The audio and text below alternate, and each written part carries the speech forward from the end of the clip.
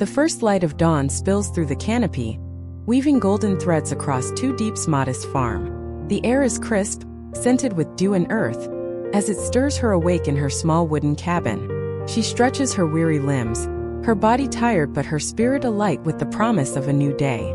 Stepping outside, she breathes deeply. I wish you all a peaceful, joyful day.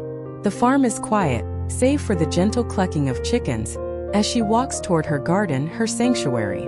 Thank you for always supporting me, she whispers, her voice tender with gratitude, kneeling beside her cucumber vines. Her fingers brush the leaves, some wilted, others heavy with fruit neglected in her absence. A quiet sigh escapes her, tinged with longing. I'm finally back, but it's bittersweet. She inspects the drooping leaves, her touch delicate. The cucumbers bore fruit, but no one tended them while I was gone, she says softly, disappointment lacing her words. A withered cucumber falls into her hand, its dry husk a small tragedy. Such a pity, she murmurs, her voice heavy as she pulls it free. I'll plant anew next season. These can't be saved. Her tone firms with resolve as she moves to check her vegetable beds. Her brow furrows at the sight of chaos, greens pecked and scattered by her chickens. They've ruined everything, she says, frustration sharp in her voice. I need a new fence soon or they'll destroy all my crops.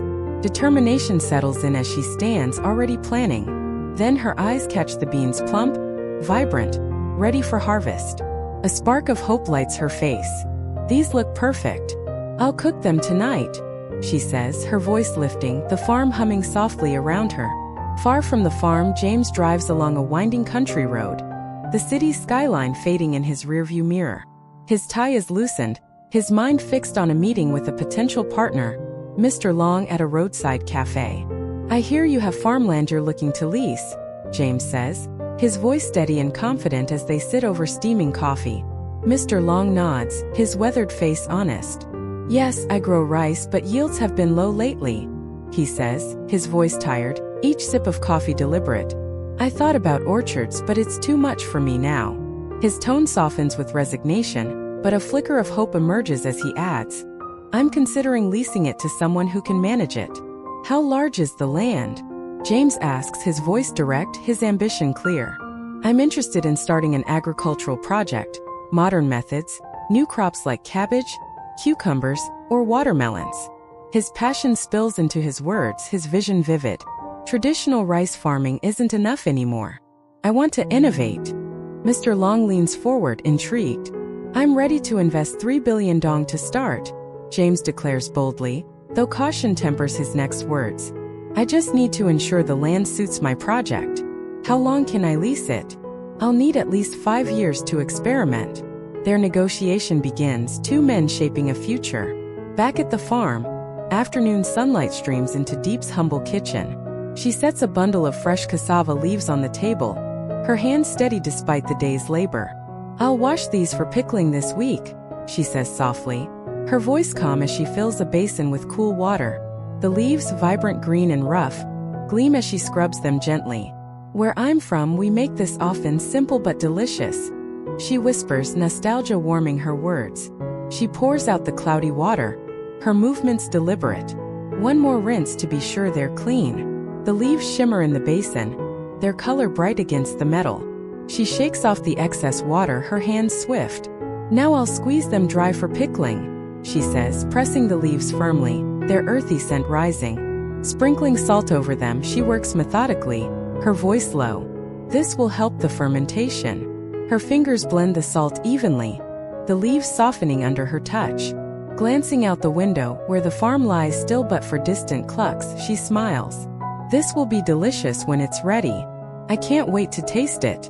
She transfers the leaves to a clean jar, packing them tightly. Just a bit of water to aid the process, she murmurs, pouring carefully, the leaves darkening as they soak. Sealing the jar, she sets it on a shelf, her voice content. A few days and it'll be perfect. Wiping her hands, she surveys the jar with quiet pride.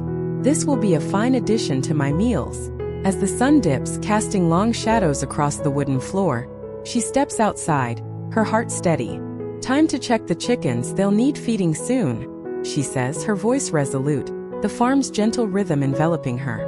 Diep walks a dusty village path under a merciless midday sun, a small sack slung over her shoulder for livestock feed. The heat is oppressive, her steps faltering as dizziness creeps in. "It's too much," she whispers, her voice faint, sweat beading on her brow. Her vision blurs and she stumbles, collapsing against a tree. "I can't go on. I need to rest," she murmurs, her eyes fluttering shut. A scooter's hum cuts through the quiet, and Mrs. Tom, James's mother, slows as she spots Diep. "You look unwell, what's happened?" she asks, her voice urgent as she dismounts. "The heat. I'm dizzy," Diep replies weakly, struggling to stand. Mrs. Tom steadies her, concern etching her face. "Walking in this heat, you're lucky I found you. I was just at your place but you weren't there." "I live at the farm now," Diep says, her voice trembling. "I'm okay." "You're not," Mrs. Tom insists gently. "I'm taking you home to rest." She helps Diep onto the scooter, her hands firm. "Thank you," Diep whispers, gratitude softening her words as they set off. The village road winds through fields, Diep leaning into Mrs. Tom, her body frail but her heart warmed by kindness. The farm appears, its wooden cabin a beacon of refuge. Inside, Diep sinks into a chair, the cool air soothing her. "This is my place," she says softly, her breath steadying. Mrs. Tom glances around, her voice warm. "It's peaceful, lovely." She accepts a glass of water, her eyes tracing the simple space. "You work hard raising all these animals." "I keep a few to sell when they're grown," Diep replies modestly, handing her the glass. They sit together, the farm's quiet hum a backdrop to their shared moment. Mrs. Tom's presence a gentle comfort. James pulls up to the farm, dust settling as he steps out, a watermelon cradled in his arms. The late afternoon bathes the fields in gold, chickens clucking softly. "Diep, I'm here, I brought fruit to share," he calls, his voice bright, eyes searching for her. Diep looks up from her seat, her face lighting at his voice. "James, you're early," she says, her tone joyful as she rises, a smile breaking through her fatigue. Mrs. Tom turns surprised. "I didn't expect you here," she says, gesturing him inside. "I found Diep on the road, faint from the heat," she explains as James sets the watermelon down, concern flashing across his face. "Thank you for helping her," he says sincerely, settling beside them. "I'll cut this for us," he adds, slicing the fruit deftly, its sweet scent filling the air. They share the slices, the moment grounding them. "We met 3 months ago at the market," James tells his mother, his voice fond as he glances at Diep. "She's been a dear friend since." Mrs. Tom smiles, savoring the connection. A small world. The conversation flows, the watermelon a sweet centerpiece, until she rises to leave.